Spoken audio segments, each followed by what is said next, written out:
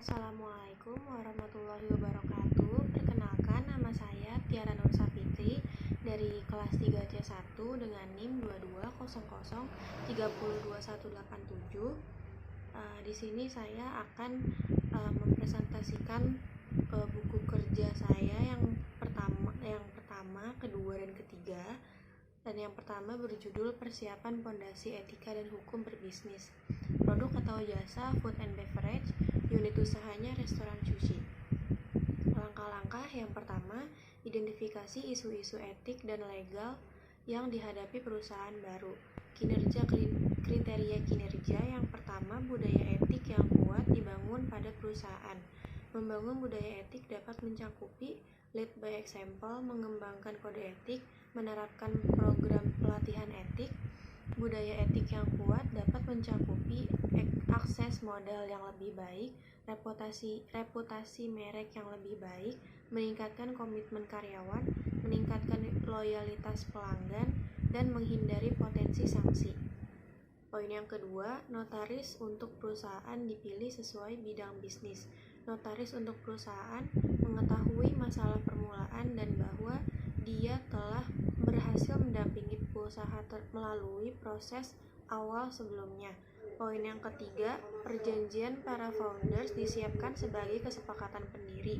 Perjanjian founders dapat mencakupi sifat bisnis prospektif, bentuk hukum kepemilikan bisnis, identifikasi setiap kekayaan intelektual yang masuk ke bisnis, dan deskripsi modal operasi awal atau klausa buyback.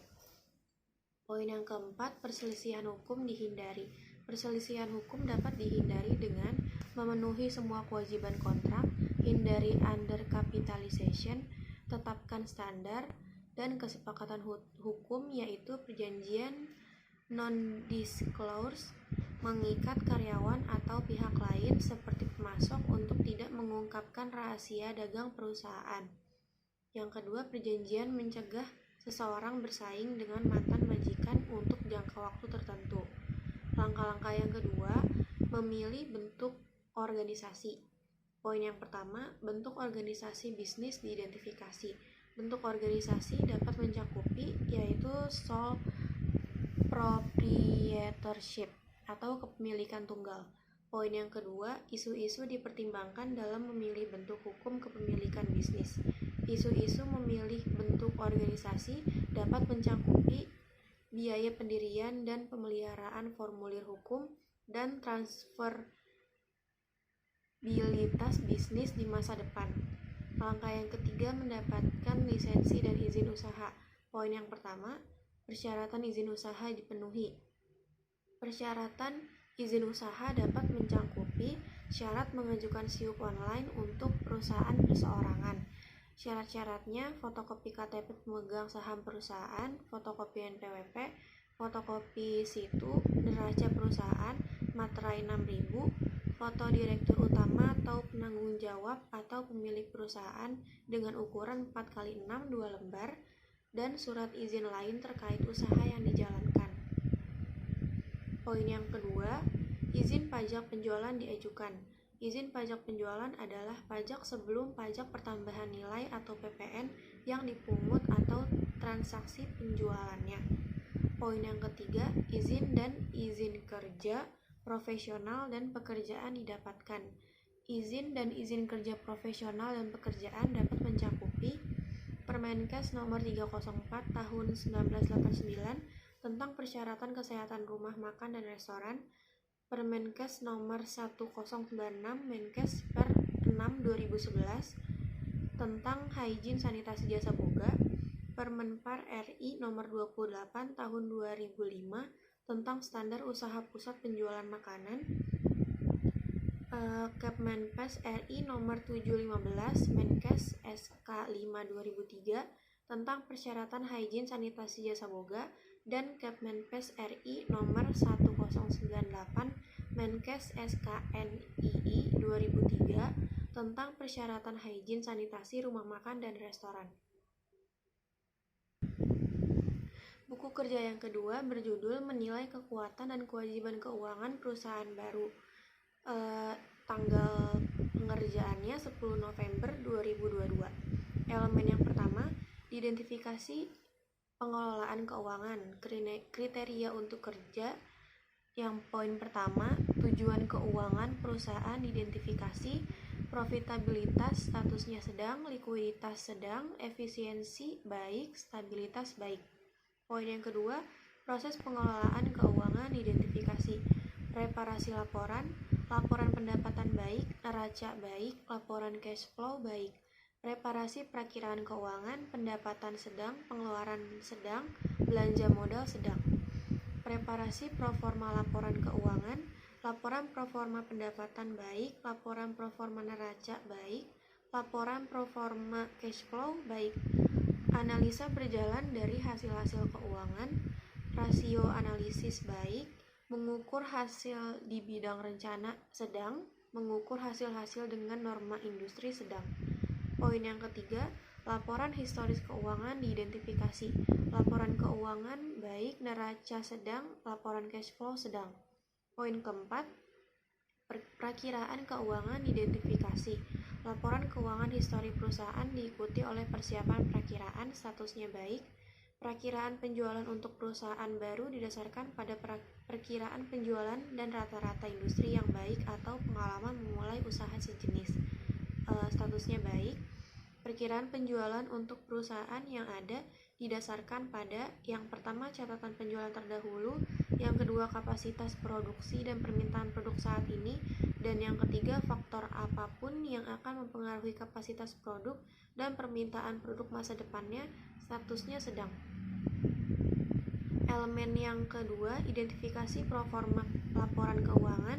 Poin yang pertama, laporan proforma diidentifikasi, proforma laba rugi sedang, proforma pendapatan baik, proforma neraca sedang, proforma arus kas baik. Poin yang kedua, rasio analisis diidentifikasi, likuiditasnya baik, efisiensi operasi baik, profitabilitasnya sedang. Rekomendasi, proforma keuangan perusahaan sudah terrealisasikan dengan baik, namun akan lebih baik lagi jika melakukan peningkatan agar pendapatan meningkat.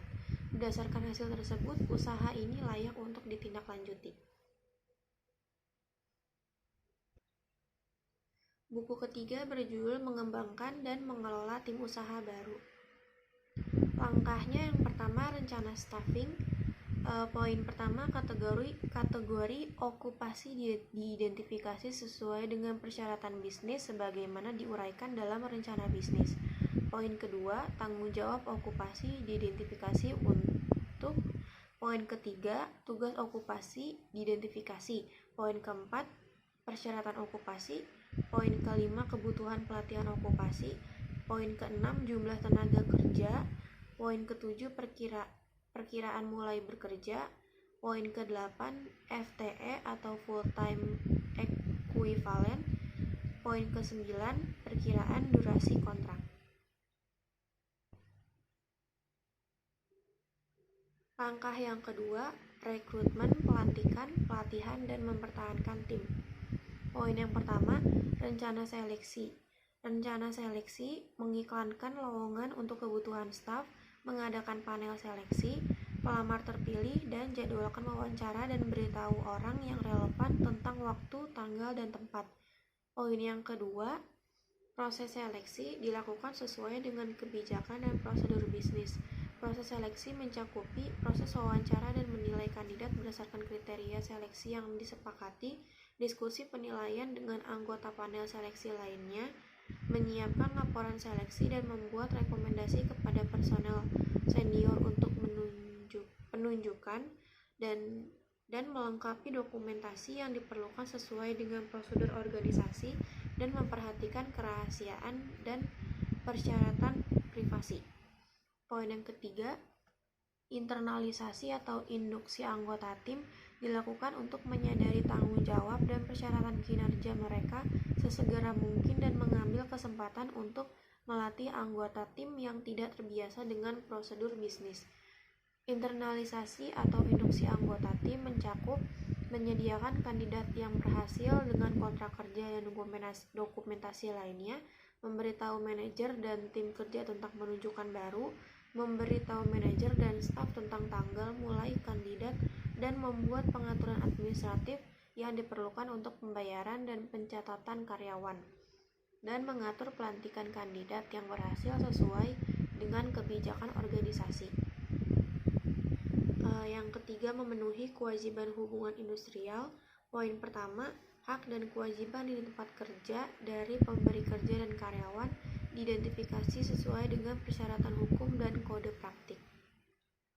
Hak dan kewajiban di tempat kerja dari pemberi kerja dan karyawan mencakupi hak memperoleh upah, hak mendapatkan kesempatan dan perlakuan yang sama, hak mendapatkan pelatihan kerja, hak mendapatkan penempatan tenaga kerja, hak memiliki waktu kerja yang sesuai, hak mendapatkan kesehatan keselamatan kerja, hak mendapatkan kesejahteraan, hak ikut dalam serikat pekerja atau buruh, hak untuk cuti, dan hak khusus karyawan perempuan. Kewajibannya ada kewajiban ketaatan, kewajiban konfidensialitas, dan kewajiban loyalitas. Poin kedua, prinsip hubungan industrial dikembangkan secara positif dan konstruktif. Prinsip hubungan industrial mencakupi kepentingan bersama pengusaha, pekerja atau buruh, masyarakat, dan pemerintah, kemitraan yang saling menguntungkan, pekerja atau buruh dan pengusaha sebagai mitra yang saling tergantung dan membutuhkan, hubungan fungsional dan pembagian tugas, kekeluargaan, penciptaan ketenangan berusaha dan ketentraman bekerja, peningkatan produktivitas, dan peningkatan kesejahteraan bersama. Yang keempat, mengelola staf. Alasan pengembangan staf diidentifikasi. Alasan pengembangan staf yaitu ada efisiensi, konsistensi, dan mengatasi kelemahan dan kepercayaan diri. Poin kedua, strategi dan program pengembangan staf dikembangkan. Strategi pengembangan staf memberikan kesempatan pada setiap karyawan untuk menyalurkan ide dan gagasan pribadi mereka, memberikan penghargaan atau reward kepada karyawan, mengadakan program pelatihan bagi karyawan. Program pengembangan staf yaitu ada pelatihan, IDP, dan pengembangan profesi. Poin ketiga, program pelatihan dilakukan. Program pelatihan yaitu pelatihan induksi, orientasi pekerjaan, in-service education. Poin keempat, evaluasi dilakukan terhadap strategi dan program pengembangan staf dievaluasi. Evaluasi, identifikasi dan libatkan kepentingan utama dan jelaskan kegiatan dan tujuan pengembangan staf. Tentukan tujuan dan pertanyaan evaluasi Anda sambil mengidentifikasi indikator yang akan Anda ukur. Yang kelima, meninjau kinerja tim. Poin yang pertama, hasil kinerja diidentifikasi kesesuaiannya dengan kinerja bisnis. Hasil kinerja, efisiensi penggunaan sumber daya dalam menghasilkan barang dan jasa, dan kualitas barang dan jasa. Poin kedua, kompetensi diidentifikasi untuk meningkatkan kerja tim, kompetensi, pengetahuan, keterampilan, dan sikap. Poin ketiga, tingkat pergantian staf diidentifikasi. Tingkat pergantian staf rendah, kurang dari 15%. Poin keempat, kekompakan tim diidentifikasi dengan meningkatkan kinerja proyek secara keseluruhan. Kekompakan tim yaitu kerjasama. Rencana staffing. Kategori okupasi yang pertama, supervisor. Tanggung jawabnya memberikan pengarahan kepada rekan kerja. Tugasnya mengecek kehadiran karyawan, mengecek daftar pesanan, mengecek persediaan barang, mengecek standar kualitas menu, makanan dan minuman, mengecek standar penampilan karyawan, menangani setiap event, menghandle dan menangani komplain atau keluhan tamu, mengusulkan promosi karyawan, membuat rekap gaji, memberikan contoh baik, dan memberikan pengarahan dan motivasi kepada setiap karyawan. Persyaratannya memiliki pengalaman di bidang F&B minimal 2 tahun, berjiwa pemimpin, berpenampilan menarik, pandai berkomunikasi, bisa Microsoft Office, menguasai bahasa Inggris terutama bahasa Inggris baik lisan maupun tulisan. Yang kedua, store dan purchasing. Tanggung jawabnya memastikan kebutuhan restoran yang harus dibeli, Tugasnya menyusun list pembelian barang atau jasa yang dibutuhkan seluruh anggota restoran, mengkategorikan list pembelian antara pembelian barang bulanan, menyusun list vendor penyediaan barang atau jasa, menghubungi supplier dan vendor untuk mendapatkan penawaran harga, melakukan negosiasi harga fitur service waktu yang diperoleh dari supplier, pengecekan kualitas barang atau jasa sesuai dengan kontrak penjualan, dokumentasi dokumen-dokumen penjualan, melakukan review performa proses pembelian. Syaratnya memiliki pengalaman di bidang F&B minimal 2 tahun, berjiwa pemimpin, berpenampilan menarik, pandai berkomunikasi. Yang ketiga, Kapten Waiter, bertanggung jawab atas kelancaran operasional di area restoran, menguasai kinerja waiter dan waitress. Yang keempat ada waiter, bertanggung jawab menjaga kebersihan dan kerapian restoran, memberikan layanan yang baik. Yang lalu ada chef, mengawasi pelaksanaan tata kerja, keselamatan kerja, tempat penyimpanan makanan dan minuman dan peralatan-peralatan yang digunakan, memasak makanan sesuai pesanan. Yang terakhir ada kasir, bertanggung jawab atas semua transaksi dengan tamu. Tugasnya menjalankan proses penjualan dan pembayaran, melakukan pencatatan atas semua transaksi, membantu pelanggan dalam memberikan informasi mengenai suatu produk, melakukan proses transaksi pelayanan jual beli, melakukan pengecekan atas stok bulanan, melakukan pencatatan kas fisik, serta melakukan pelaporan kepada atasan, melakukan pengecekan atas jumlah barang pada saat penerimaan barang. Syaratnya, pria atau wanita usia minimal 18 tahun, siap bekerja shift, rajin komunikatif, ramah dan jujur, sehat jasmani dan rohani. Sekian presentasi dari saya, kurang lebihnya mohon maaf. Wassalamualaikum warahmatullahi wabarakatuh.